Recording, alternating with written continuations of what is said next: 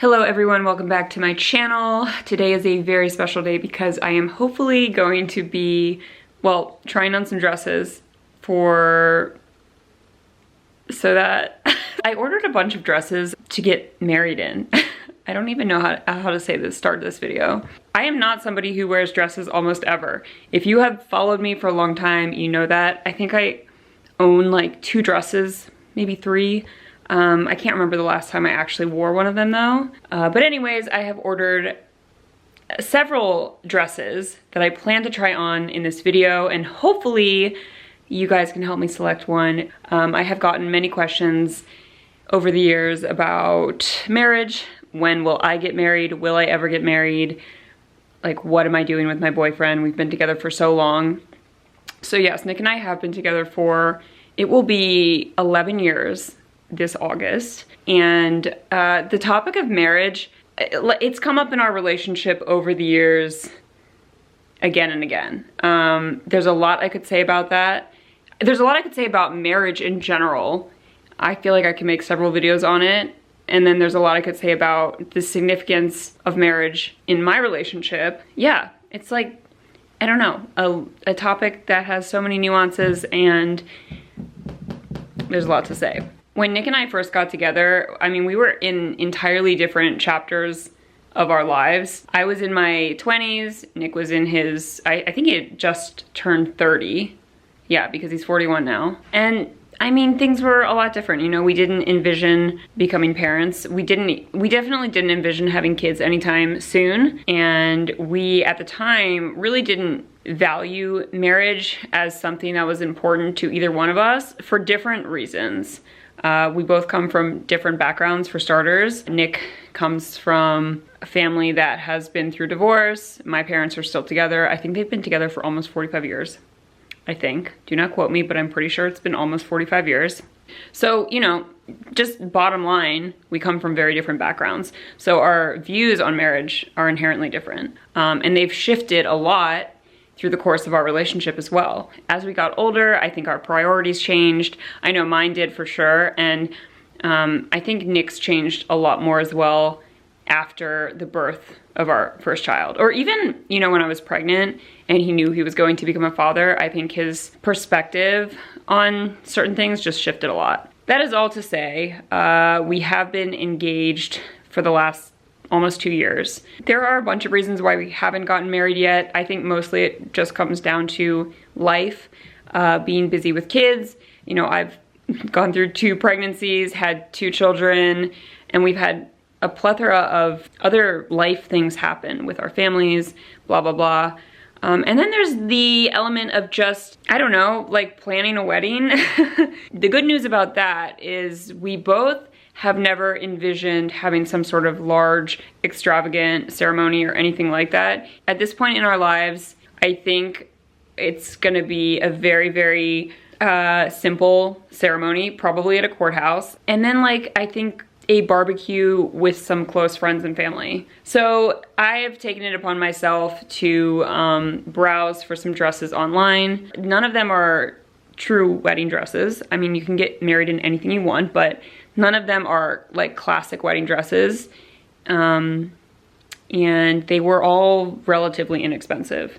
Here are all of my purchases so far. I did open all of the packages just to make sure everything was there, but I have not tried anything on. And this box has been sitting in my room for like a week. Yeah, I've been just waiting to film this video because I thought it would be fun to take you guys along for this weird journey. Okay, let's get into this video. I'm going on for way too long as always. It's really hot in LA today. It's like 100 degrees, so secretly sweating under my clothes. I'm going to put on some like boy shorts or something and then try these on. The dresses are all between $100 and $300, but many of them were on sale because I ordered from a site that was having like a large sale at the time. I have also cleared this space in my room to act as a dressing room / try-on area. Hopefully it works out. I think I'm going to have to adjust the camera. Let's see, does this work? I guess, I mean, there's no way my whole body's going to fit in this frame, so we're gonna have to just do like a 3/4 view. All right, this is the first dress. It's kind of an off the shoulder situation. I got it in 2 different sizes because I did not know which one would fit me. I will also put the prices somewhere. I feel like most people spend a lot of money on a wedding dress, but yeah, you don't have to. And if you want to spend a lot on a dress, then that's totally fine. All right, here's dress number 1. So here's what it looks like. We have this kind of rolled down off the shoulder thing happening. This is the length. Maybe I need to put this back a little bit further. There we go. Wow, I am so tall. The camera's going to be on the other side of the room. I don't hate this dress. I think this is the correct size small. So I don't even need to try on the medium. So keep this in your mind. Dress number 2. I definitely like it a lot more with the sleeves pulled all the way up over my shoulders. Now I actually think it looks kind of cute. Before, it was doing something weird. Although that's how it was styled on the girl in the photo from the site where I ordered it. But this is, it's actually kind of cute, right? So this is dress number 2. I think I am just not used to wearing dresses. Do a little twirl. One thing is that this dress is kind of giving nightgown vibes a little bit. The next dress is made by a brand called Sleeper. I think all of their stuff is made in Ukraine, yes. And this company actually does make nightgowns. So if any dress is going to be reminiscent of a nightgown, it might be this one. Is this right? This feels kind of weird. Again, I don't know what's going on with the shoulders. Like, do they go up? Do they go down? So I do think this is another off the shoulder dress. So if I wear it as it is intended to be worn, this is how it will look roughly. It has this kind of rose detail here. Is it cool? Is it weird? Am I wearing pajamas? I will say I'm giving myself a little bit of credit because so far none of these have been absolutely heinous. And I think they all look kind of cute. It's weird to see myself in a bunch of dresses, but so far none of them are terrible. But 2 of them are maybe nightgowns. Again, dress number 3. It's giving churning butter, horse girl, la la la, la la la, la la la. Dress number 3. Thank you for coming. Dress number 4, we are moving away from the off the shoulder look. This dress smells like kind of like perfume. Like somebody definitely tried this on before who was wearing perfume. This is dress number 4. Right? 1, 2, 3, 4. It is giving modern woman. It's a little bit see-through, which I don't love, but I have to say, other than that, the material is really comfortable, and it's almost full length. On someone who is not so tall, it probably is a full-length dress, but on me, it is not full length. Here's the dress. I actually really, really, really like this in some ways. It's not completely form-fitting. I mean, it's pretty form-fitting here, but it's not deathly tight, and I feel like it looks nice. The black underwear are a situation again. I don't know, I think I have a nude bra and a nude pair of underwear somewhere, so maybe I have to reevaluate with the right undergarments. But this dress is quite nice. You can still see my separated abs after having 2 kids. What is it called? Diastasis recti or whatever.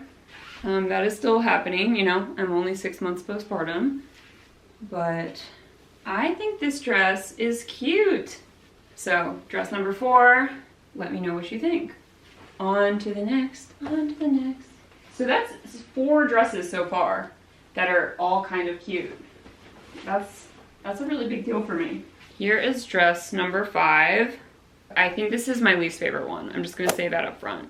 And the reason for that is because the material is so thick. It's like a very, very heavy duty sweater. I do like the mock turtleneck kind of situation, but it feels maybe more casual than the other dresses. Although It still isn't terrible. This is what it looks like. In the back, it does have a slit in the back. Yeah, I don't know. It just feels like I'm gonna be sweaty. It's not my favorite. All right, the last and final dress is another, ooh, I think this really might be full length on me because when I'm holding it up, it's touching the floor. This feels like it's gonna be really tight, but I'm gonna try. Okay. It might just feel like that because it's so long. It's like so much material. I cannot believe I'm saying this, but it touches the floor. This is dress number what? 6? Yep, this is dress number 6.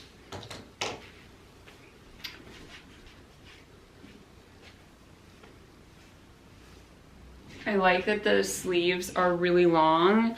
I do think that makes it a bit less formal. It feels a little more casual again, but I don't dislike it. It's very form-fitting. It's still a little bit see-through. Again, I would have to do, for sure, you know, nude undergarments.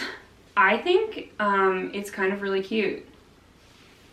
I think I would definitely wear this. And this goes to show you, you can get a cute dress for your wedding and you don't have to spend thousands of dollars. I don't know really what most people spend, but I have friends who have definitely spent thousands of dollars on just the dress. So this is the final dress. And since I'm wearing this, I can pull out a couple of my accessories as well. You guys, I'm really pleased with my purchases here. It's going to be a tough choice, so I'm going to need everyone's help, please, in the comments below. Let me know which dress you like the best, 1 through 6. And let me show you what else I got. Okay, I also got this. I've never tried a veil on before. This is so weird. And I don't even know exactly how you do it. I think that this is more like Catholic vibe style. I just like the way that these veils kind of look, the ones that just sit. Oh wait, there's a clip. Okay, maybe I pushed it too far back. Whoa. I ordered this veil from Etsy. It does feel really well made. Okay. This is funny, you guys. It's very funny. I feel like it needs to be closer to my forehead, right? I didn't want to get a really long one, and I don't like the idea of something really heavy being attached to my head because I just feel like it's going to be really uncomfortable and give me some sort of anxiety. That looks maybe more correct. This is pretty. And you know what? Even like if Nick and I don't get married, I just can save this outfit for someone else. It's a joke. It is a joke. I'm kidding. A lot of you still don't understand my very, very dry sense of humor this far into the game, but that's okay.